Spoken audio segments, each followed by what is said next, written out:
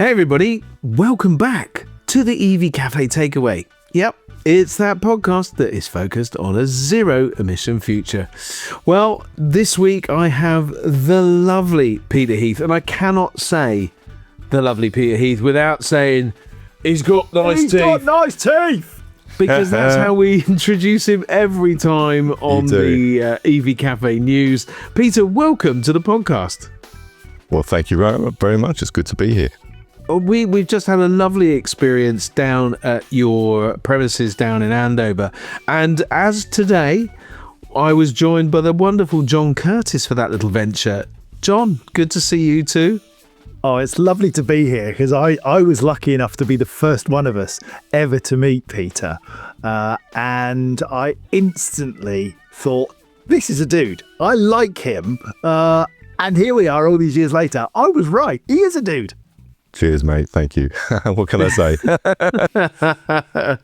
Well, it's been a lovely journey getting to know you, Peter, but also the wider business, PLP. You're very passionate and focused MD, John. But we're here to talk about you today and a little bit about what PLP do. So why don't you just give us the lift speech about your background, a little bit about PLP and what you're doing today.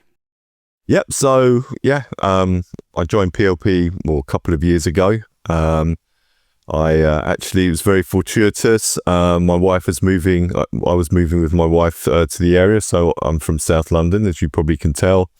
I got this phone call from a friend of mine, Andy, and he used to work with me at BlackBerry. And he said, there's a job going at PLP. Are you interested? And obviously I've known Andy for ages, and he said it's a great company. And I jumped at the chance. You mentioned BlackBerry, not the BlackBerry, like the mobile phone company. Yeah, the BlackBerry. Yeah, wow. Absolutely. I was there for 10 years. What happened, Peter? Why did it just disappear? That's a very, very long story. That's probably Peter left. The best platform. There we are. If only it's just me. But I was there for 10 years. Fantastic company, right at the cutting edge. When we started, it was a GPRS network 2G, and look where it is now. Then I really do see the drive to net zero and what we're all doing as almost, I still think we're at 2G, maybe a bit 3G, but there's a huge amount more to do to get it up to those equivalent super speeds of 5G and 6G. So it's a different industry, but it's not a different industry. It's still, I think, just on that curve. That J curve, I think they call it.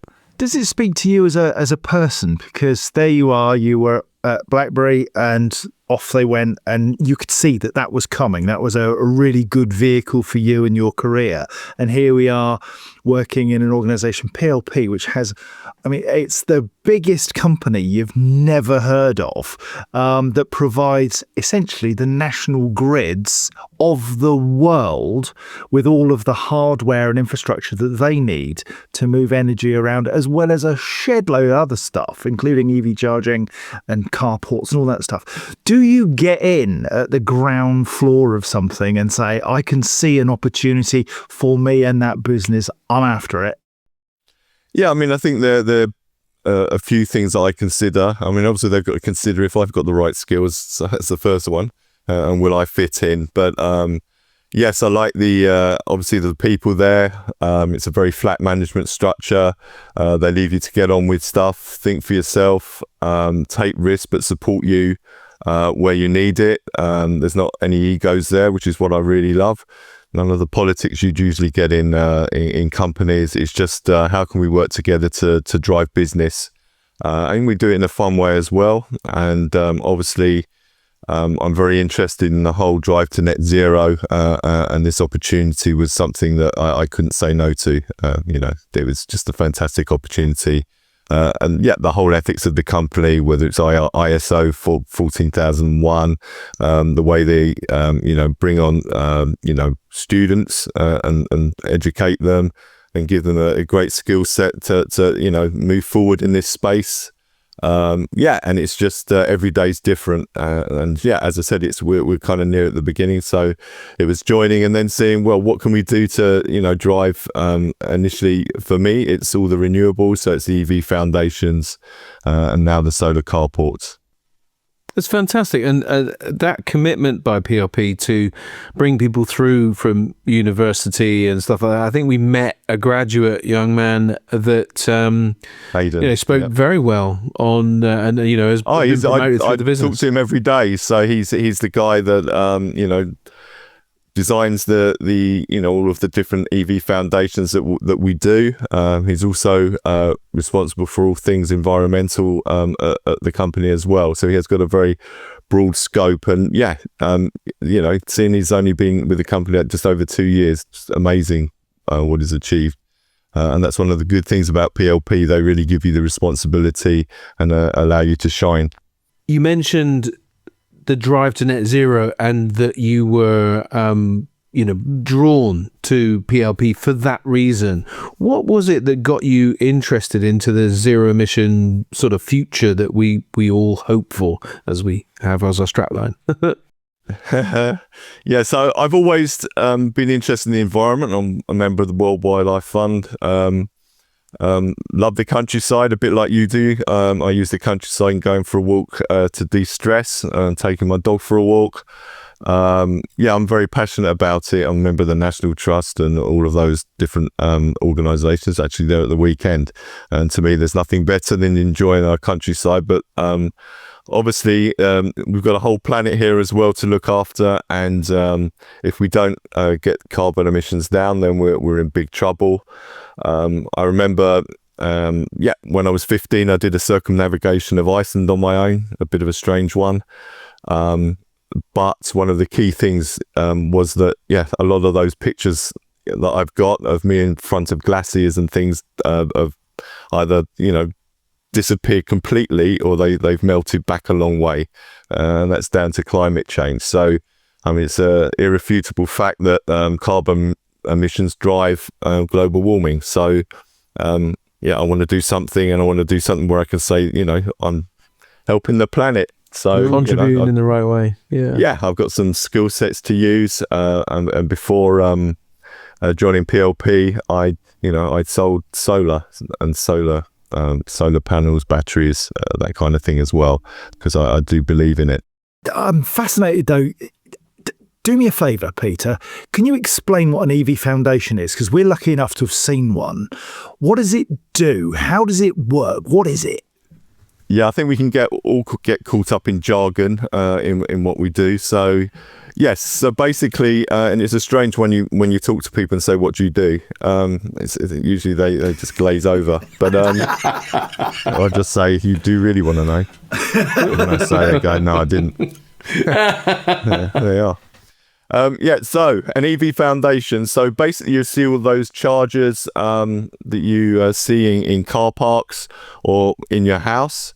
So the EV foundation is what that charger sits on. It may be a pedestal. The chargers are connected to a pedestal that fits onto a foundation. Or it could be, you see a big cabinet with smaller chargers, and again we do the foundations that they would sit on, or feeder pillars as well. So what we do is that we provide EV foundations that are made of recycled plastic.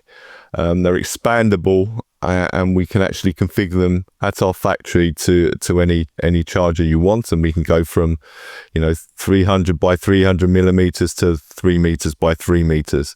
And the key thing as well, you don't need any concrete to put it in. So one of the key contributors of carbon is concrete. It's 7-8% of all carbon dioxide produced. And with our foundation, you can actually put that in the ground without any concrete. And you can also expand it. So what we're seeing now is the sort of movement from maybe smaller 22 kilowatt, and then you want them to hundreds of kilowatts, big DC chargers.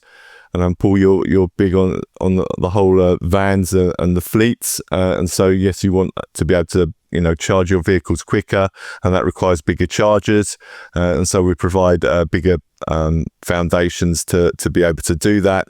But what you need to do, you can just put spacers and change the plates. So what you're doing is you're not throwing stuff away. You see lots of concrete foundations where they have to, drill them out, which takes days.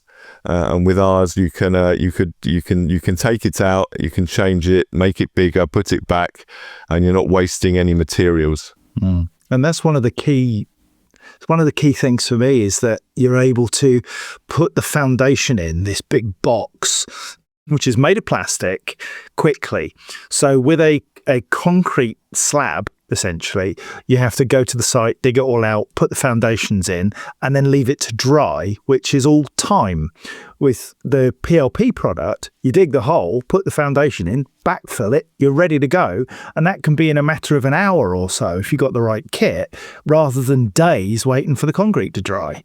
And I think another thing, obviously it doesn't need any heavy machinery, because it's tested, up to 10,000 kilos. So we test it. It's obviously very, very strong, but it's also very, very light. So, you don't need, you can have one person or two people putting it in. You don't need that heavy machinery, the carbon that produces, the transportation of the foundation, all of that obviously is less carbon. And again, if you want to change it, you can just add the plate and also add the inserts. So you're fully utilizing that foundation and reducing your carbon footprint. And the other thing is, it's designed to last for up to 25 years. So it's not something you have for a few years and then you throw it away. It's designed to last, and especially with Scope 3, with all the UK new remits coming out and laws, the companies have to show that they are doing everything they can to reduce carbon with their suppliers. Brilliant. It's fantastic. It's such, for me, I love it. Yeah, well, would be I genuinely for me do. is taking the concrete out, and just for people, we will put a link to evplp.com in the blurb for the show, because the people can just go and click on it and see it, and you can see how simple it is. And I think sometimes we overcomplicate things, and the other thing that I know that you guys do is those carports, and I love the way that you anchor those as well. Again, that's without concrete, right? It's some sort of corkscrew, is that right? Talk us through that. Yes, it's called a helical-screw. So in effect, yes, you're just screwing you're screwing the foundation into the ground. Obviously, depending on what the type of ground is, it depends on what types of screws and what sizes they are, but you can do that in a day. So you've seen the solar carport we have at our HQ in the UK in Andover, and that was done in a day. So again, less concrete, less cost, and also much better for the environment as well. But the solar carports, you guys are linking those to chargers and batteries, just to kind of take pressure off the grid, and also potentially reduce the overall cost and make the ROI a lot quicker in terms of driving down those costs, so therefore its value. Do you think this is going to be something that's going to make a real difference, and how do you see this moving out? Yeah, so I heard on your report earlier that about putting solar in fields. Now that's brilliant, and we actually in our company in Spain and America, and soon to be in the UK, we'll do solar mountings for fields or even gardens. So that's something coming up. But also the key thing about car parks are that they're a kind of a utility that's not being maximized. So if you have got all that concrete, why not put solar carports on top of it, generating electricity that can power cars or factories, or go back into the grid. And the payback time, I've sold solar before in the olden days, and the payback time could be 4 or 5 years, and that's the same for the solar carport. And yes, you can trickle charge the cars, and obviously depending on how many EV chargers you've got, or how many solar panels, One of the key things as well is that the solar panels are, a bit like EV charging and battery technology. It's getting better and better and more efficient all the time. So you saw our ones were dual-sided, but I'm a bit of a technology freak, and you can see that the new solar panels that are coming along are going to become even more efficient. So it's even more of an incentive to get that real estate generating money as soon as possible. And also it takes strain off the grid, because if you're thinking, if you have a whole car park in the future and there's multiple EV chargers, and you can actually supply some of that electricity directly, then you're not trying to take that out of what is quite an antiquated grid, especially on the sort of more local scale. If you operate a fleet of cars or vans, you'll know electric is the future. Transitioning to EVs can appear daunting, but with Europcar, it's effortless. Our long-term EV rentals eliminate the upfront costs, contract commitments, and uncertainty. Instead, you'll get total flexibility, a wide choice of cars and vans, and Europcar's expert support. So, make the switch without the stress and experience Europe Karma. Search Europcar Business. You spoke, Peter, about your love of the outdoors and nature and the world that we live in. And I guess some of that suggests that you might be a dad and you might have a next generation that you care very much about. Tell us about your home life and what you get up to there. Yeah, so I've got four children now. Not now, I've had them for quite a long time. Although, some have left and then some have come back and left and come back. It's all good. I've got 4 children, and let's be honest, for me personally, my family is the absolute number one. It's why I get up, and that's what has given me the greatest satisfaction in my life, and also also include my husky dog in that as well. Very much so. But yes, so that's the most important thing. So very, very important to me. I don't get to see everybody. Obviously, some have flown the nest, but it is very important. But we have got a quite close family. My wife's Spanish, and so I get the dual culture as well. So, and that's been fantastic. So I've got the Spanish family as well as the English family. Are you multilingual? I can hablo un poco español. Sí. Wow, that'll do. Espero un poco mejor más en 2 años. Well, there yes, you a go. little bit. I can understand Sounded like more. you've got a spaniel. Ha ha. No, you're husky. That's Listen, Spanish with a Spanish with a South London accent. Spaniel. I try not to. I think it's worse if I speak English to some people and they think I'm Australian. I think, which I've been to, and I won't name which countries, but it's always so. Then I change my voice to something a little bit more understandable for some people. have you always had that deep voice? I mean, is that because that is a very, very deep voice? I think it's definitely accentuated by a cold. It's very Barry White today for people that know Barry White in the old days. Well, you've always been my first, my last, and my everything, Peter. Yes, brilliant music. So yes, it's probably a bit deeper than usual, shall I say? But so these children of yours, now I think we chatted a little bit early doors, and I think they're small heaths, aren't they? Can I just say small heaths? They're actually they've got a double-barreled name because it's to do with the Spanish tradition. You take the name of both parents. Yeah, and it's just nothing to do with being posh. Honestly, I'm not posh. But so I believe one of your children, in fact, you got fed up with having sons, and so you decided to have a daughter, but you adopted, which I think is very, very laudable today's world. I didn't buy her. Dear me. Thank goodness. That would be a whole different podcast. But so, Peter, would you say that is one of your more proud moments in your life to go out and kind of make a difference for somebody in that way? Oh, absolutely. I mean, when I adopted, 16 years ago, it was probably a lot more difficult than it is now. And you had to go through, it probably took 2 to 3 years all in all. You know, lots of questions, lots of inspections, etc. So, yeah. And then, Elsie, I bet not, yeah, all right. Elsie came into our lives, and yeah, that's it. Yeah, so it's been, yeah, fantastic. So glad to have, yeah, I think 4 is about right for me. So, and a good addition to the family, and good that the boys have a girl rather than another boy. So, and it obviously she's got 3 big brothers that, yeah, keep her in order.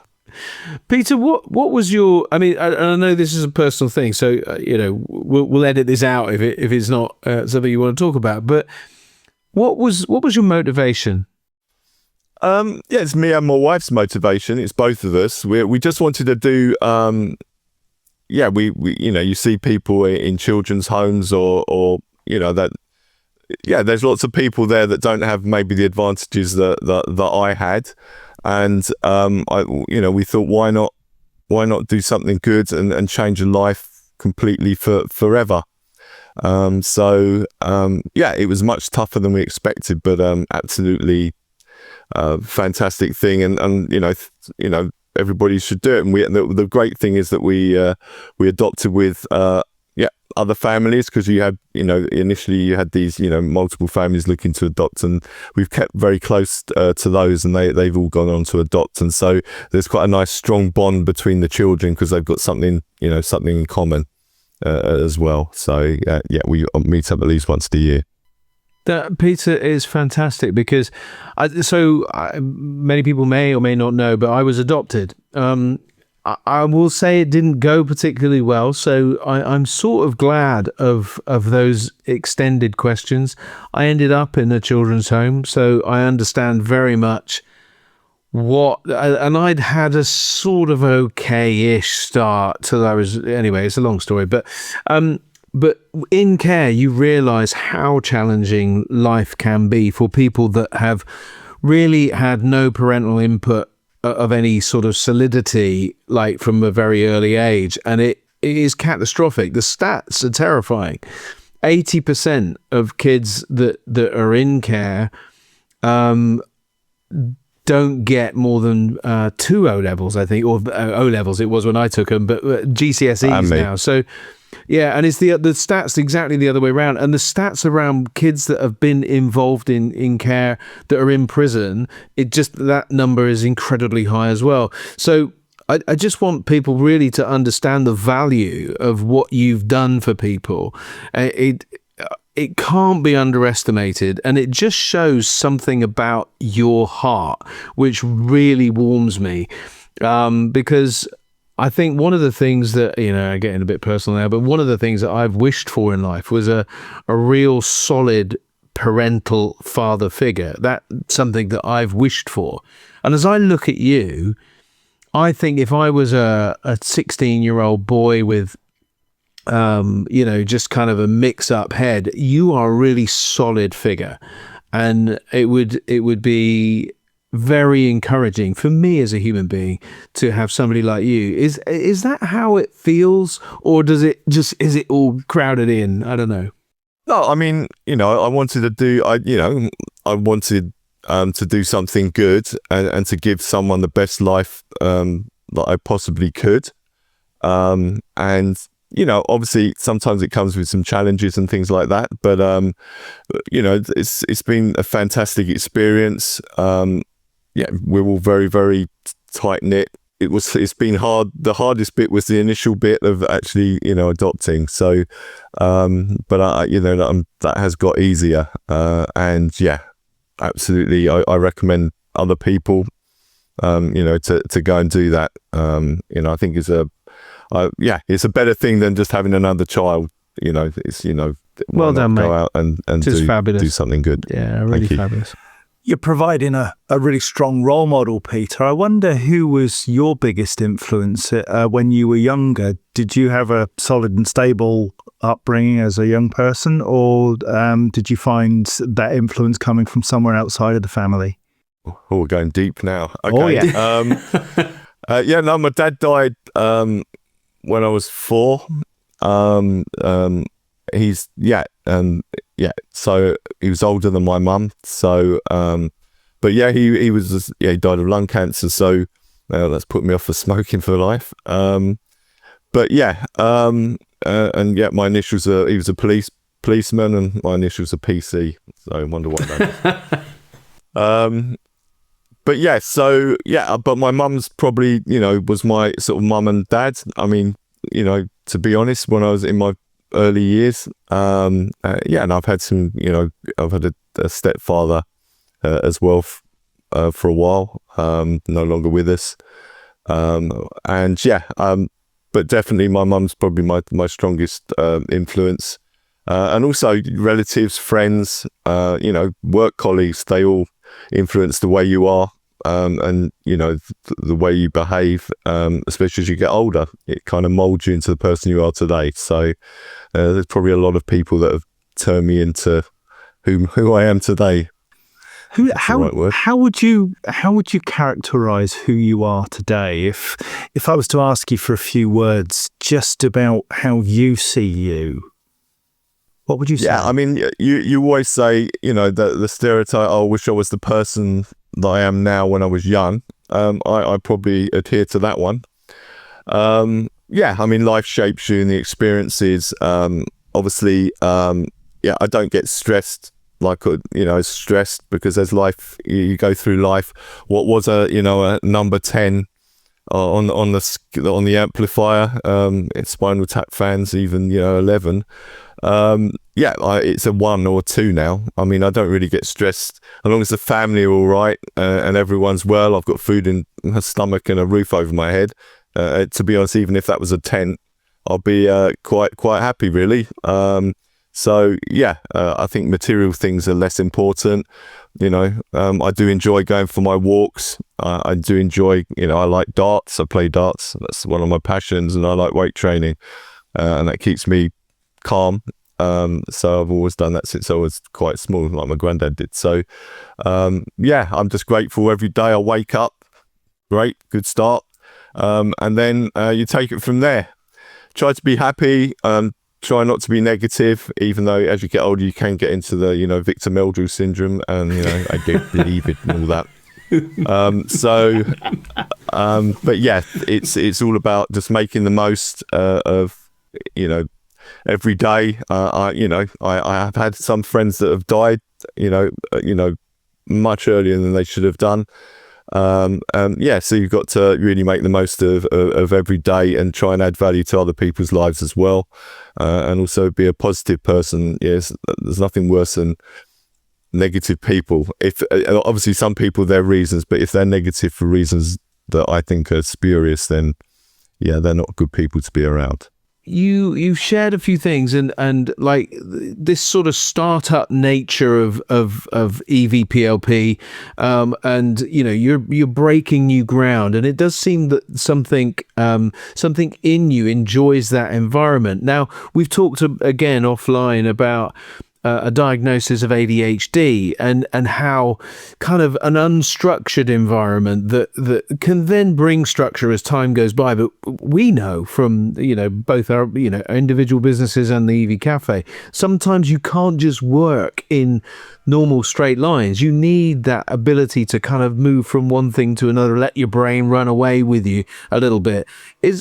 How did the diagnosis for ADHD help you understand yourself and also your working environment?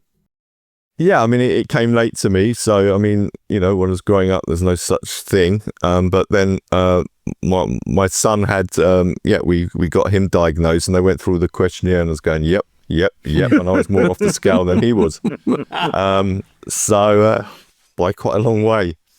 It was all about, that was like a revelation. And then things start making sense when you're younger and go, that's the reason for that. That's why I never did my homework and did it at the last moment and things like that. Leave things to the last moment. Revise for my GCSE overnight. That kind of thing, or O-level, sorry, not GCSE. But once you realise that, it's actually quite a revelation. So, yeah, it's been something where, you have to realize sometimes your limitations, what you're good at, and what maybe, with this condition you're not so good at. And the good thing is that there are always people that are good at the stuff that you're not good at, and that goes for anything in a job. You rely on people that, everybody has their place or are good at things that you're not. You can't be good at everything, and you need to admit that. And I'm very good at, because of that, I can multitask. I can absorb quite a lot of information very, very quickly. I can make decisions quickly. I don't get tired. I can sort of, when the brain's going, and I know probably John knows this, but it's and you can do that, for a long period of time. But there are other times when, the old brain isn't working. So sometimes I go in the office and say, I'm not feeling it today. And that's just, you just have to accept that. But I do see it really as a superpower. You just need to know where that superpower is, and then utilize that. And I do quite like, unstructured environments. I can kind of cope with all that quite easily. Have you found, Peter, since your diagnosis, that having recognized that there is a neurodivergence there, that you are not neurotypical, that you become more neurodivergent? So I got an autism and ADHD diagnosis, and the more I embraced that and allowed myself to recognize that, the more it came out. And I am actually demonstrating much more the traits that I've hidden for so many years. Yeah, I mean, I think sometimes you don't realize some of the traits that you have.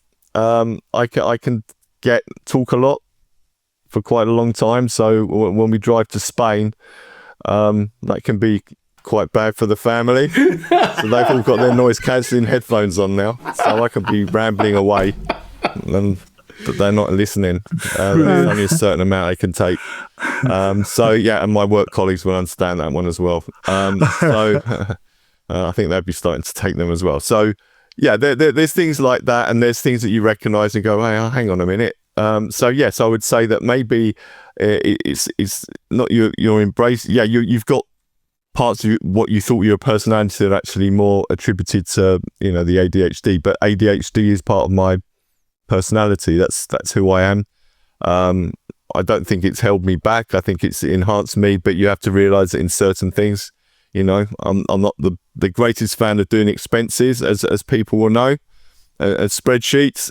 That doesn't excite me. But luckily with AI and things now, and with discipline, if you structure everything, things that you don't like, you can cope with.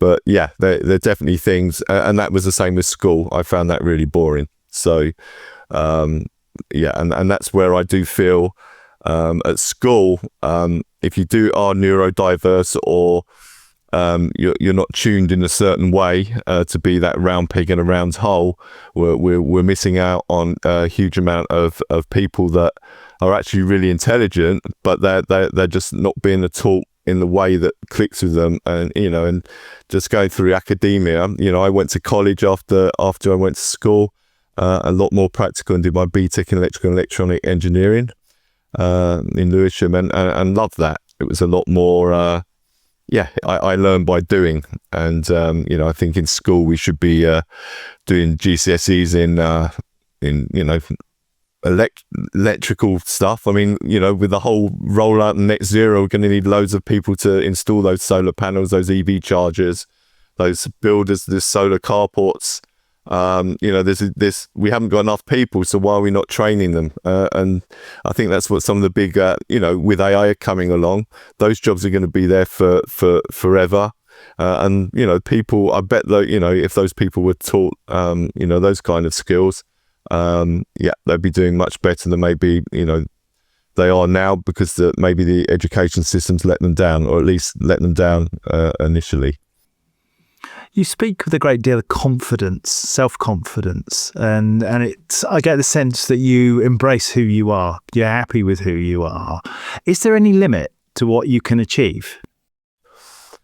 Well, you sound like one of my car tapes that I play when my family are not listening to me.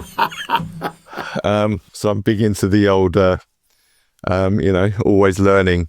always learning. They get fed up with that. But so I think the key thing is that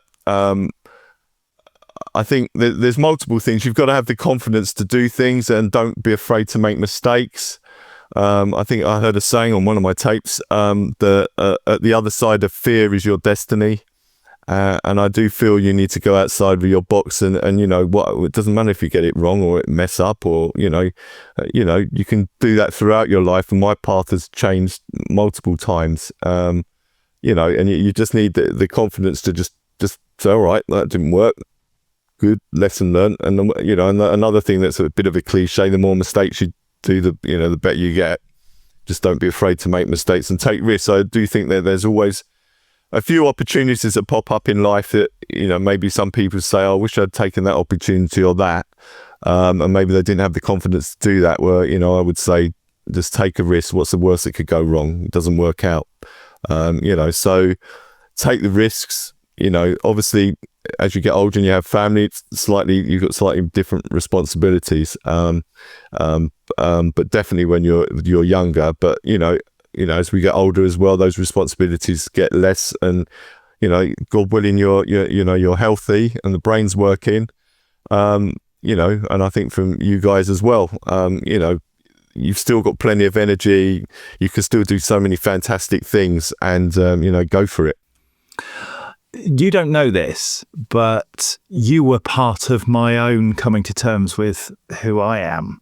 When I first met you, you were standing alone at a stand which was next door to the EV Cafe Village. And the village wasn't particularly busy. It was late on. I thought you were a cafe.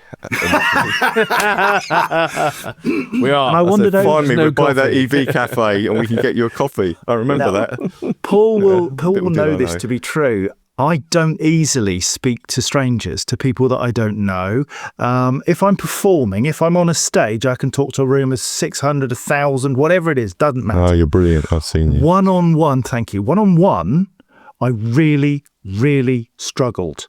And part of my being brave and stepping outside of my box was to come and talk to you, because you were on your own and I was on my own, and my instinct was to walk away, avert eye contact, and go and hide. But I saw you and I thought, I'm going to go and talk to him, and I don't know why, can't say what drew me to you, but you were part of my improvement. You were my lesson for that day, and one that I carry with me every single day. And I now talk to people because I had that conversation, which was successful with you. And I just wanted to thank you, because it made the world of difference. Well, thank you. I had no idea. I mean, I think I'm easy to talk to. I'm not I think hopefully I try and understand most people. I like most people. So, but I'm quite touched. Thank you. Thank you for telling me, John. Genuinely. And whilst John may thank you, the people he now talks to, less so.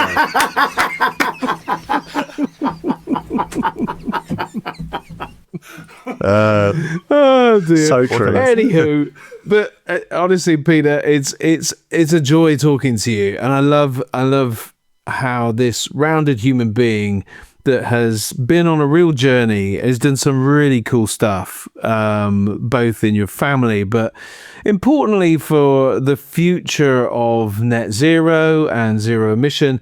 You are at the cutting edge of one aspect, and I think we must always remember that there is so much to this EV transition and this zero emission transition and decarbonisation. So it isn't all just about driving electric vehicles that don't have emissions at the tailpipe. It's also about all the infrastructure that surrounds it, from solar panels to charge points to the bits underneath. Everything is important, and you are doing such a good job. And because you're doing such a good job, Peter, you're going to get a very, very special treat. Ooh. Only 156 other people have had this special treat. I'm intrigued. It is a treat. And it is to present you with the EV Cafe Magic Wand. Yes, you get a wish with the Magic Wand, Peter. Oh, what's up? This is all yours. So it's coming to you, sir, across the airwaves. There you go. He hasn't done it. Oh no, he has. He's in there. He is. No, he's got it. He's got it. He's got It's it. out of camera. He took it off camera. So, Peter, you now have the power of the EV Cafe Magic Wand, and you may make a wish. Now, it could be anything. You can have world peace, although it has been done. You could have personal chef, but that has been done too. And you could have anything in between. What would your one wish be? Well, as long as all the family and friends are all good and everything. I generally I do hope that we sort out all things, climate change and the environment, because we've only got one world, and I still feel in some areas people are very short-sighted and they're just thinking about tomorrow, and not the longer term. And I think everything that you guys are doing and hopefully I'm contributing a bit to, and hopefully a lot more people in the future, is to realize that climate change is there, but not just that. It's saving the environment, and the countryside, and the all the different, whether it be rainforests or even in the UK. We're not here in the UK. We can't preach too much about chopping down trees, because we haven't done a great job in terms of our wildlife and looking after it. So if I could have a wish, then it would be for people to just realise this. There is the technologies out there to make net zero achievable.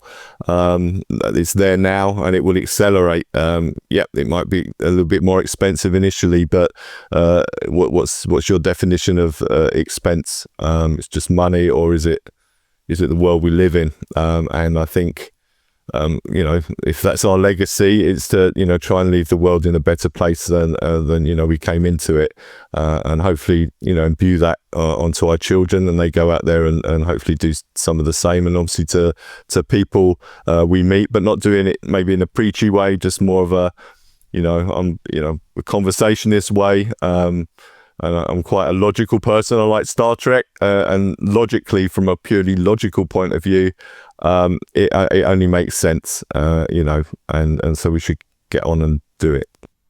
I think we're all in. Mate. Oh yeah. I practiced for weeks before I can master that one. I can remember the pain.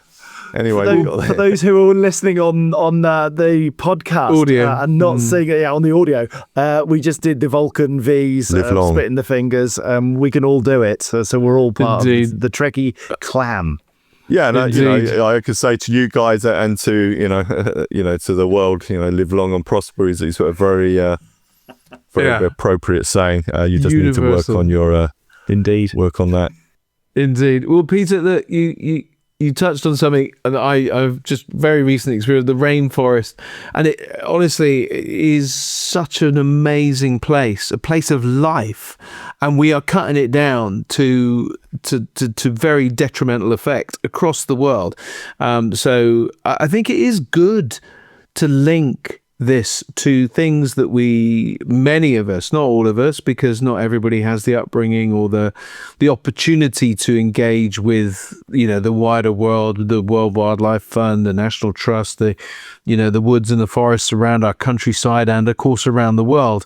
But if we could just get everybody to see, because you said, to be able to see into the future, to have long sight, but in the way that you've given that opportunity to Elsie and other people do that, to give other kids the opportunity to see beyond their circumstances, because some can't, right? They just, their world is right there, but to lift out and give people vision, I think it's a fantastic thing. John, this has been fabulous and truly enjoyable and insightful as well. Always knew it would be, and I've always had Peter down as a good egg. He's a solid good egg. But using the nature, a natural comparator, he's not just a good egg. He's a great onion. And the more you peel back, the more you see, the more you like. And every single layer of Peter Heath is goodness. You know, it doesn't matter whether it's professional, whether it's personal. There's a genuineness and an authenticity about you, mate, that I said it earlier. I can't thank you enough for doing what you've done personally for me. And I know that you will do that for anybody. You are a genuinely brilliant human being. Oh, well, how can I answer that? I just appreciate it. Thank you very, very much. And can I just say, meeting you guys as well has been fantastic. I'm looking forward to my hugs at the commercial vehicle show. Me too. I'm a big huggy kind of guy, and then just watching you guys work, and I'm learning as well, and still can learn from you guys. Peter, you will be getting the biggest hug of your life from me. Just to say thank you. Need it. Genuinely, thank you for doing what you've done in your life for one individual, and the other three, quite honestly, because you're a fantastic role model, father, leader in our industry, because you're doing it the right way, and I so value that, and it matters. So thank you for being that example, and thank you for doing what you've done for Elsie. She probably thanks you every day, but in just being and living, and just by being there. I get it. She's a kid, teenager, Kids, whatever. Yeah, I know. They're all the same. They love you though. So, man, it's been a very special podcast. I love the journey that we've been on with Peter, but the PLP proposition that he represents has that humanness at its core. We love meeting the rest of the team at PLP, and the reasons that they are doing the things that they're doing are really apparent. A really great bunch of people, and Peter leading or being involved in certainly the EV piece really gives me confidence that the future's in good hands. So if this podcast has been a blessing and encouraged you, then there's 150 something more to go listen to. Yeah, they're not all like Peter, but they're all special and unique, and we would love for you to go and be inspired with lots of the other ones as well. Follow our website and our socials, by all means, YouTube, LinkedIn, all of that good stuff. But until next time, have a great day, everybody, and reach out to Peter and connect with him. He's a good egg. Or a great onion.